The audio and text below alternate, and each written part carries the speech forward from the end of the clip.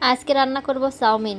সকাল সকাল চাউমিন নিয়ে নিছি, এই তো পাতিলে চাউমিন দিয়ে দিছি, পানি দিয়ে সিদ্ধতে বসিয়ে দেব। এদিকে পাতাকপি কুচি করে নিয়েছি, মরিচ, পেঁয়াজ, টমেটো, ডিম নিয়েছি একটা। এদিকে নিয়েছি soya sauce, hot sauce, tomato sauce. চাউমিনগুলো সিদ্ধ করে ডালাতে ঢেলে নিয়েছি। এদিকে পাতিল দিয়েছি চুলার উপরে, একটা ডিম ও তেল দিয়ে ডিমটা কুচি কুচি করে নেব, ঝরঝরা করে নেব ভাজি করি। একটু লবণ দিয়ে ভাজি করে নিয়েছি। এদিকে পাতাকপি দিয়ে দিয়েছি।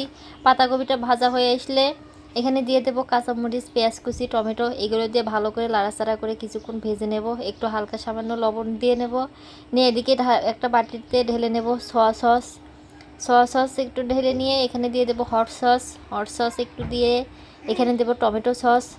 সবগুলো সস একটা বাটিতে ঢেলে নিয়েছি। এদিকে ডিমগুলো ঢেলে দিয়েছি, পাতাকপিগুলো ভাজা হয়ে গিয়েছে, এগুলো ডিম দিয়ে লাড়াচাড়া করে নিয়ে এখানে চাউমিনগুলো দিয়ে দিয়েছি। এখানে সসগুলো দিয়ে লাড়াচাড়া করে এই তো পরিবেশন